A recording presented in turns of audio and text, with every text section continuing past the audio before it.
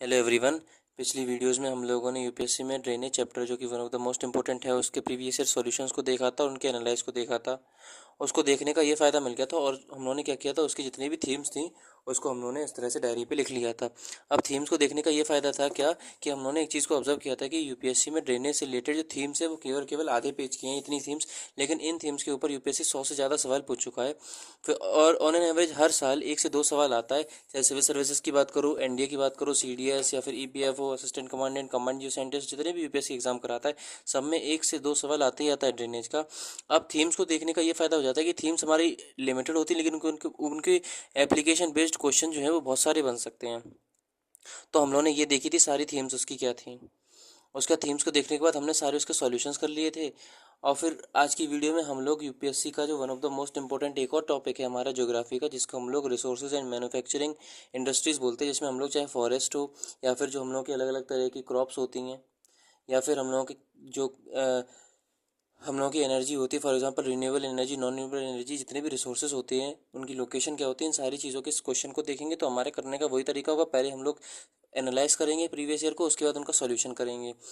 अच्छा, दो तरह के स्टूडेंट होते हैं। एक वो स्टूडेंट होते हैं सबसे पहले किताब उठाएंगे और सीधा चैप्टर पढ़ना चालू, फॉर एग्जांपल वो देखेंगे कि रिसोर्सेज एंड मैन्युफैक्चरिंग इंडस्ट्रीज़ है तो वो सीधे किताब उठाएंगे, चैप क्वेश्चन और चैप्टर पढ़ना चालू पेज बाय पेज। ये गलत तरीका होता है, ये एकेडमिक अप्रोच होती है। देखो, दो तरह की अप्रोच होती है, एक हमारी एकेडमिक अप्रोच होती है, एक हमारी प्रोफेशनल अप्रोच होती है। जब आप एकेडमिक अप्रोच की बात करोगे तो इसमें जो एक इंसान होता है वो एकेडमिक में जैसे हम लोग पढ़ते हैं कि एक चैप्टर उठाया फिर उसका पेज बाय पेज पढ़ा, उसके बाद उसके क्वेश्चन किए। ये जो तरीका होता है कॉम्पिटेटिव एग्जाम में अप्लाई नहीं होता है। कॉम्पिटेटिव एग्जाम में जो हमारी प्रोफेशनल अप्रोच होती है, प्रोफेशनल अप्रोच मतलब क्या? तो प्रोफेशनल अप्रोच में मेरे भाई हम लोग सबसे पहले सवालों को समझते हैं कि सवाल हमसे क्या कह रहा है, हम उसके साथ टाइम स्पेंड करते हैं और उससे ये इंटरप्रेट करते हैं कि यूपीएससी की थीम्स क्या है, वो किस किस थीम को टच कर रही है किस चैप्टर से। वो जो थीम्स होती है वो मोस्ट इंपॉर्टेंट हो जाती है हमारी हमारे लिए एग्जाम के परस्पेक्टिव से। फिर हमारा मेन फोकस जो होता है उन यूपीएससी की थीम्स को ही लेकर होता है, क्योंकि हमारी पढ़ाई को फिर एक डायरेक्शन मिल जाएगी कि कौन कौन सी थीम्स हैं जिसको हम लोगों को भूलना नहीं है। हमारा जो क्वेश्चन है वो किस किस थीम के अराउंड रिवॉल्व कर रहा है। तो ये हमारी प्रोफेशनल थीम होती है। जब हम लोग सारे प्रीवियस ईयर एनालाइज कर लेंगे, उसका सॉल्यूशन करेंगे, उसी में हम लोग कंटेंट देखते जाएंगे, तो हमारी जो पढ़ाई होगी वो प्रोफेशनल वे में होगी। हम लोग जो अपनी पढ़ाई से डिस्ट्रैक्ट नहीं होंगे, हम लोगों को पता होगा कि हम लोग क्यों पढ़ रहे हैं और क्या पढ़ रहे हैं, उसका सिग्निफिकेंस क्या है। तो बहरहाल बातें बहुत हो गई हैं। हम लोग क्या करेंगे इस वीडियो में, वही 31 साल के सवाल करेंगे, पहले सिविल सर्विसेज के, उसके बाद फिर जो दूसरे एग्जाम होते हैं उनके सवाल। तो ये जो सवाल है सबसे पहले अब हम लोग इंक्रीजिंग ऑर्डर में चलेंगे। फॉर एग्जांपल 1995 से लेकर फिर हम लोग 2025 तक के सवाल देखेंगे, यही हम लोगों का टारगेट रहता है। तो पहला सवाल हमसे बोल रहा है कि in a map 3 out of 4 place mark indicate place where thermal power station is located, places where there is no thermal station is marked. यानी कि देखो 4 जगह हैं, 4 जगह में से 3 जगह पर थर्मल पावर स्टेशन है, एक जगह पर नहीं है। तो वो एक जगह कौन सी है? यूपीएससी 1995 का क्वेश्चन है। ऑप्शन नंबर 1 है, वो जगह की 2 है, 3 है, 4 है। अब इस सवाल को समझने पढ़ने के बाद मेरे दिमाग में एक बात आई, जो कि मैं इधर लिख ले रहा हूँ, पेज पलट के। ये उन्होंने ड्रेनेज के लिख लिया, इधर मैं लिख ले रहा हूँ। अच्छा, मैंने ये पेज इसलिए छोड़ा है क्यों? क्योंकि अगर हम लोग ड्रेनेज के जब मेंस के सवाल देखेंगे तो इस तरफ को हमारे प्री के सारे थीम्स कवर हो जाएंगे, इस तरफ को हमारी सारी मेंस की थीम कवर हो जाएंगी। और प्री और मेंस की ये हमारी कैसी होती है? होलिस्टिक अप्रोच होती है। तो यार मैंने ये देखा कि अगर हम लोग इधर अपने चैप्टर का नाम डाल दें, चैप्टर का नाम है हमारा resources and manufacturing industries,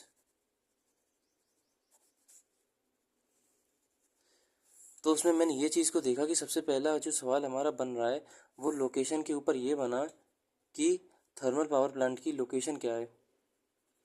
thermal power plant की थर्मल पावर प्लांट की अगर उसने लोकेशन हमसे पूछ ली तो फिर वो हाइड्रो पावर प्लांट की भी तो पूछ सकता है। हाइड्रो पावर प्लांट की पूछ ली उसने, तो फिर क्या पता हमसे जो रिन्यूएबल एनर्जी होती है, फॉर एग्जांपल आजकल ग्रीन एनर्जी बहुत ज़्यादा चल रही है, तो क्या पता वो ग्रीन एनर्जी से रिलेटेड सवाल पूछ ले कि ये बताओ सोलर पैनल की जो सोलर अलायंस है, जो हम लोग की इंटरनेशनल सोलर अलायंस या फिर सोलर पैनल इंडिया में किस स्टेट में ज़्यादा है किस स्टेट में कम, उनका इंक्रीजिंग या डिक्रीजिंग ऑर्डर लगाओ।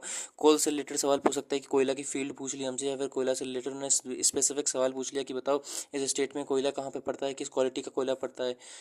एंथ्रासाइट है, बिटुमिनस है, लिग्नाइट है, कैसा है। कोल के साथ साथ वो हम लोग से जो क्रूड ऑयल की होते हैं, क्रूड ऑयल का जो एरिया होता है वो हम लोग से पूछ सकता है कि पेट्रोकेमिकल यहाँ पर कहाँ पे पाया जा सकता है। और वो हमसे क्या पूछ सकता है? थर्मल पावर प्लांट हो गया, हाइड्रो पावर प्लांट हो गया, या फिर हमारे जो टाइडल एनर्जी का होता है, टाइडल एनर्जी का है, या फिर हमारा विंड एनर्जी है, सोलर एनर्जी है, इन सबसे रिलेटेड वो हमसे सवाल पूछ सकता है। ये मैं समझ में आई। इस सवाल में हमें दो तीन बातें समझ में आई। एक तो ये यूपीएससी हम लोगों से लोकेशन बेस्ड सीधे सवाल ये पूछ सकता है मैप पर, यानी कि हम लोगों को विद रिस्पेक्ट टू मैप भी हम लोग को देखना है कि मैप में उसकी लोकेशन है कहाँ पर। विद रिस्पेक्ट टू मैप में उसकी लोकेशन कहाँ है, कौन सा स्टेट है, और स्टेट में उसका एक्सटेंट क्या है। एक्सटेंट क्या है, एक्सटेंट मतलब उस स्टेट में कहाँ पर पाया जाता है, उस स्टेट में नॉर्थ में पाया जा रहा है, साउथ में पाया जाता है, ईस्ट में कि वेस्ट में, क्या है।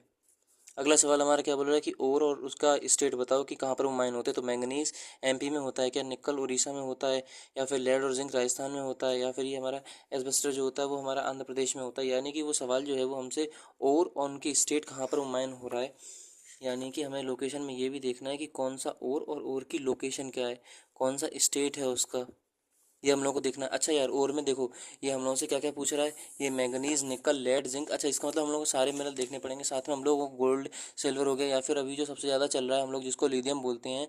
अब लिथियम में हम लोग को दो चीज़ें याद रखनी है, इंटरनेशनल लिथियम कहाँ मिलता है और नेशनल में लिथियम कहाँ मिलता है। फॉर एग्जाम्पल अभी हम लोग के जम्मू कश्मीर के रियासी में लिथियम की खोज हुई थी। दूसरी जगह हम लोगों को ये भी पता है, करंट अफेयर से अगर लिंक करें कि लिथियम ट्रायंगल कहाँ पर है, तो लिथियम ट्रायंगल कैसे याद करोगे, ABC से, यानी कि अर्जेंटीना हो गया, बोलीविया हो गया, चिली हो गया, ये ABC से क्या है, लिथियम ट्रायंगल। हम लोग को साथ में ये भी याद रखना है कि इंडिया में जो हमारे रेयर अर्थ एलिमेंट होते हैं वो कौन से हैं और उन्हें क्या क्यों बोला जाता है रेयर अर्थ एलिमेंट। यानी कि हम लोगों को जो लोकेशन है और के साथ साथ जो रेयर अर्थ एलिमेंट है, रेयर अर्थ एलिमेंट, उनकी जो लोकेशन है और उनका जो सिग्निफिकेंस है, क्योंकि यूपीएससी स्टेटमेंट बेस्ड क्वेश्चन जो है हमसे सिग्निफिकेंस से पूछ सकता है कि बताओ इन एलिमेंट की सिग्निफिकेंस क्या है, क्या इनका यूज़ हम लोग इलेक्ट्रिकल इंडस्ट्री में या फिर जो हम लोग का व्हीकल इंडस्ट्री होता है या फिर मैन्युफैक्चरिंग इंडस्ट्री कहाँ पर करते हैं, कहाँ पर नहीं करते हैं। ठीक है, अगला हमारा क्वेश्चन क्या बोल रहा है कि जो इडुक्की है वो थर्मल पावर, मतलब इनमें से कौन सी बात सही मैच है, इडुक्की हमारा थर्मल पावर प्लांट है कि नहीं है। फिर ये सबरीगिरी जो हाइड्रो इलेक्ट्रिक पावर प्लांट है कि नहीं, घाट प्रवाह इरिगेशन प्लांट है कि नहीं, रामगंगा मल्टीपर्पज़ प्रोजेक्ट है कि नहीं। यानी कि किस लोकेशन पर कौन सा power plant, hydro electric power plant, irrigation project, multipurpose project और उनकी लोकेशन। यानी कि देखो भाई, थर्मल पावर प्लांट वाली थीम हमारी पहले से ही कवर है, यानी कि हम लोग को हाइड्रो पावर प्लांट वाली भी थीम कवर थी, यानी कि ये दोनों एक्सपेक्टेड थीम थी। यूपीएससी 1996 का सवाल था। हम लोग को इरिगेशन वाली थीम्स का भी लोकेशन देखना है, यानी कि इरिगेशन में कौन सा प्रोजेक्ट कहाँ पर है उसकी लोकेशन भी हम लोग को देखनी है, और हम लोग को मल्टीपर्पज़ प्रोजेक्ट भी देखना है। फॉर एग्जांपल जो हमारा दामोदर वैली मल्टीपर्पज़ प्रोजेक्ट है उसमें कौन से डैम आते हैं, उसका एक्सटेंट क्या है, उसमें कितनी एनर्जी रिलीज होती है, उसका आउटपुट कितना है कितना नहीं है। हाल फिलहाल में कोलसी रिवर के ऊपर एक हमारे इरिगेशन का जो joint hydro power project launch हुआ है उसका कैपेसिटी कितना है, फॉर एग्जांपल 55 मेगावाट है या फिर कितना है। हम लोग को ये सारी चीज़ें पता होनी चाहिए, यूपीएससी जो है इस चीज़ को। अभी मेन फोकस जो है हमारा सवालों पर, ये रिन्यूएबल एनर्जी जो सोर्स है उसके ऊपर होना चाहिए। क्यों, क्योंकि क्लाइमेट चेंज जो है वो बहुत ज़्यादा हो रहा है। हर साल जो कोप की मीटिंग होती है या फिर इंटरनेशनल कोई भी मीटिंग हो, चाहे ब्रिक्स की मीटिंग हो या फिर कोई भी मीटिंग होती है, उसमें रिन्यूएबल एनर्जी पर बहुत ज़्यादा फोकस होता है। या फिर G20 की मीटिंग हो, तो हम लोग को रिन्यूएबल एनर्जी में ये भी ध्यान रखना है कि रिन्यूएबल एनर्जी के कौन कौन से सोर्सेज हैं, उनका क्या क्या क्या लोकेशन है, इंडिया में पाए जाते हैं कि नहीं पाए जाते, इंडिया जो है किस देश से लेता है, इम्पोर्ट करता है, किस देश को एक्सपोर्ट करता है, उन जो एलिमेंट है उनका एप्लीकेशन क्या है। ये सारे एस्पेक्ट जो हम लोग को दिमाग में आने चाहिए। क्यों, क्योंकि यूपीएससी हम लोग को हिंट दे चुका है। अगर कल को फ्यूचर में ऐसे सवाल आए तो हम लोगों को उस टाइम पर सरप्राइज नहीं होना है, बल्कि हम लोग के लिए वो सवाल कैसे होने चाहिए, एक्सपेक्टेड। अगला हमारा सवाल क्या है, मिनरल और एरिया, गोल्ड कहाँ पर मिलता है, और फिर ये कोल कहाँ पर मिलता है, माइका कहाँ पर मिलता है, मैग्नीज कहाँ पर मिलता है। यानी कि और लोकेशन, ये वाली हमारी थीम कैसी है, कवर है। यानी कि हम लोगों ने 1995 के सवाल से 1997 का सवाल जो है वो एक्सपेक्ट कर लिया था कि और उनकी लोकेशन क्या है। ओके, ये हमारी थीम कवर है। ठीक है, हम लोग पता क्यों कर रहे हैं, हम लोग सारी थीम्स एक पेज में लिख लेंगे, इससे हम लोग की पढ़ाई को डायरेक्शन मिल जाएगा और हमारी जो पढ़ाई है वो सिस्टमेटिक चलेगी और प्रोफेशनल वे में चलेगी।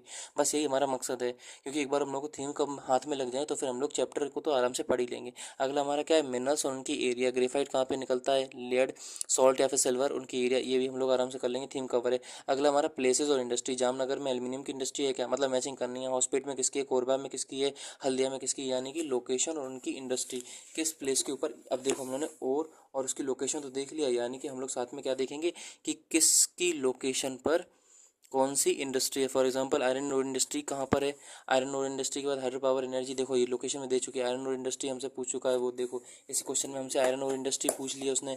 Iron steel, cement industry, coal industry, fertilizer industry, जो वुडन टेक्सटाइल होती है या फिर एल्यूमिनियम इंडस्ट्री होती है, स्पोर्ट्स इंडस्ट्री होती है, जितनी भी इंडस्ट्रीज होती है उन सबकी लोकेशन हमें पता होनी चाहिए। अगला हमारा क्वेश्चन बोल रहा है, in the descending order arrange marked area with respect to ground water, जो रिसोर्स है उसकी अवेलेबिलिटी इरीगेशन में। यानी कि रिसोर्स और उसकी अवेलेबिलिटी हमसे पूछा जाता है। मैंने अभी बताया था ना कि रिसोर्स और उसका एक्सटेंट क्या है, यानी कि कौन सा रिसोर्स कहाँ तक। अभी मैंने लिखा है कि रिसोर्स और उसका एक्सटेंट, अगर नहीं लिखा है वैसे मैं बता चुका हूँ। यानी कि हम लोग को ये भी देखना है कि जो रिसोर्स है उसका एक्सटेंट क्या है, रिसोर्स, और ये देखो मैंने लिखा है कि मैप पर उसका लोकेशन, उसका एक्सटेंट, फिर भी मैं लिख दे रहा हूँ रिसोर्स और उसका एक्सटेंट क्या है। फॉर एग्जांपल अभी हमसे इन्होंने ग्राउंड वाटर रिसोर्स पूछा, हम लोग ये कोल एनर्जी का पूछ सकते थे, गोल्ड एनर्जी का पूछ सकते थे, लिथियम अभी बहुत ज़्यादा चल रहा है, विंड एनर्जी का, सोलर एनर्जी का, थर्मल एनर्जी का पूछ चुके हैं हम लोगों से। तो फिर थर्मल एनर्जी के साथ साथ और हम लोग की न्यूक्लियर एनर्जी जो है, न्यूक्लियर एनर्जी जिसके ऊपर इंडिया और रशिया अभी जॉइंट, और इंडिया और रशिया के बीच में जॉइंटली इसको डेवलप करने का एक एग्रीमेंट भी हो चुका है। तो न्यूक्लियर एनर्जी कहाँ पर है, कहाँ पर नहीं है, उनकी लोकेशन क्या है, उनकी कैपेसिटी कितनी है, लोकेश जो किस सेक्टर की। फॉर एग्जांपल हमसे पूछा जा सकता है कि बताओ न्यूक्लियर एनर्जी का कंट्रीब्यूशन कितना है, जो टोटल इंडिया में इलेक्ट्रिसिटी जनरेट होती है उसमें से न्यूक्लियर एनर्जी से कितनी आती है। तो ये भी हम लोग को ध्यान रखना है। ठीक है, समझ में आ गया। अगला है कि minimum land area recommended for a forest cover to maintain proper ecological balance, यानी कि मिनिमम फॉरेस्ट कितना होना चाहिए, यानी कि जो इंडस्ट्री और उसका एक्सटेंट क्या थीम कवर है हमारी। अगला हमारा क्या है कि रवा offshore block with a great potential for oil is located area, यानी कि जो ऑयल है और फिर उसका लोकेशन क्या है, ये भी हम लोग की थीम क्या है, कवर है। कि कृष्णा गोदावरी बेसिन में, कावेरी बेसिन में, महानदी में, पेन्नार या फिर ये पार्लर बेसिन में कहाँ पर है, ये भी हम लोग की थीम कवर है। ब्लैक मार्क्स जो शो है इस इंडिया के मैप पर जो मैंने बनाया है, उसमें जो ब्लैक मार्क है वो क्या हमारा सिंबलाइज कर रहा है, जिप्सम, माइका, लाइमस्टोन। तो हम लोग ये भी देख चुके हैं कि और उनका लोकेशन क्या है, ये भी थीम हमारी कैसी है, कवर है। अब देख रहे हो आप लोग, हम लोगों ने थीम्स बहुत ही कम लिखी हैं, लेकिन थीम से कैसे मोस्टली सवाल बन रहे हैं, यानी कि हम लोग को याद रखना है कि लोकेशन बेस्ड क्वेश्चन बहुत ज़्यादा आ रहे हैं मिनरल इंडस्ट्री में, कि लोकेशन हम लोग को पता होनी चाहिए। चाहे वो मैप पे भी दे सकता है या फिर वर्ड्स में भी दे सकता है, कि फॉर एग्जाम्पल कोल किस स्टेट में पाया जाता है, किस स्टेट में नहीं पाया जा सकता, कोल का वो मैप भी दे सकता है कि बताओ यार कौन सा मिनरल शो कर रहा है, कोल है, थर्मो पावर प्लांट है, न्यूक्लियर पावर प्लांट है, उसके बाद हम लोग क्या बोलते हैं यहाँ पे, हमारे सोलर प्लांट है, विंड एनर्जी है, टाइडल एनर्जी, कैसी एनर्जी है, वो मैप पे बता देगा, हम लोग को पता करनी पड़ेगी। अगला हमारा बोल रहा है कि which of the following is और करेक्ट, यूपीएससी 2001 का सवाल, इनमें से कौन सी बात सही है, कौन सी बात गलत है। Install capacity of a power generation is around 95,000 megawatt, यानी कि पावर जनरेशन की इंस्टॉल जो कैपेसिटी है वो 95,000 है। न्यूक्लियर एनर्जी जो है 15% टोटल कंट्रीब्यूट करती है पावर जनरेशन का। हाइड्रो इलेक्ट्रिसिटी जो है वो 40% करती है, और थर्मल पावर जो है वो 80% तकरीबन। देखो यार, ये हम लोग क्वेश्चन इंटरप्रेट कर चुके थे, वही पूछ लिया क्या कि कौन से एनर्जी के सोर्सेज हैं और एनर्जी के सोर्सेज का कंट्रीब्यूशन कितना है, यानी कि एनर्जी के जो सोर्स हैं और उनका कंट्रीब्यूशन कितना है।